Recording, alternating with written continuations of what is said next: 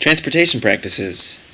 I found that international travel is pretty limited among this group of ladies. Only one lady had traveled outside of Korea, and she went to America. There is more travel within the country, mostly going to their hometowns or hiking. And you can see that bus is the preferred mode of travel, followed by car and then boat. Group identity. Each of the ladies answered yes when asked the question, do you enjoy working within this group? The biggest strengths listed were religion or faith in God, caring, concern, and happily, joyfully working. Ironically, as far as biggest group weakness, religion was listed twice. I don't know if that was a translation issue, or if there are people who feel their religion, their faith in God is a weakness. Also, 2 ladies indicated no free time. That's very true because these ladies work 7 days a week often and serve 3 meals because we have a boarding school at TCIS that is always in operation. So they really get little time off. I found it interesting that no one answered the question, what makes your group unique? It shouldn't be too surprising though because Korean people really like to assimilate. Group boundaries. You can see that most of these ladies feel pretty close to each other based on their indications from the question, how close do you feel with your coworkers?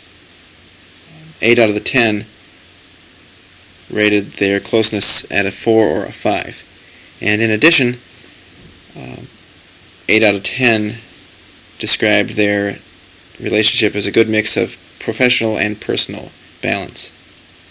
I found it very interesting when interviewing the ladies that they practice some pretty heavy benevolence with one another. Each of the members of the group at some point during the year contributes $100, or the Korean equivalent, to a general fund, and then when one of the ladies is in a financial crunch, they can receive that. Communication features. Basically, I found that conversation is the mode of communication most used by these ladies, whether it was from their supervisor to them or between coworkers. There's no email, there's no texting, it's basically good old word of mouth. Leadership structure. It is clear by the responses that there is a clear chain of command and that it is regularly followed. Again, orders are passed down through conversation or talking.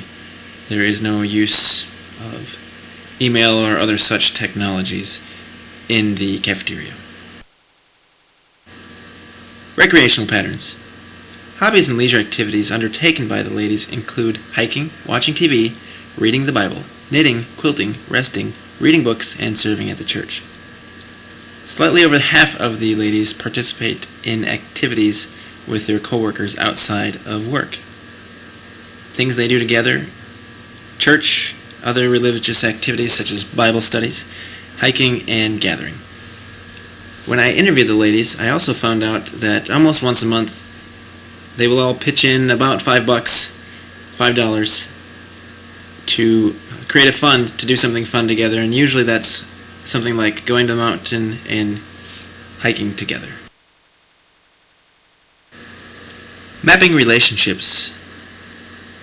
Only one of the ladies surveyed indicated that she was related to her coworker, and I found out later that 2 of the ladies are indeed second cousins. About half the ladies stated that they knew other coworkers before joining the TCIS cafeteria, and that's essentially how they obtained the job. I didn't do a very good job of mapping relationships, mostly because the ladies preferred to be anonymous in the survey, and so it was difficult to indicate who was friends with who. Concluding thoughts. It's clear to me that this is a small yet very intimate group of ladies. As I observed them and as I interviewed them, it was clear that they are very comfortable with one another and that they are a close group. They have a high level of respect for each other. They spend a lot of time together. They even share resources between one another.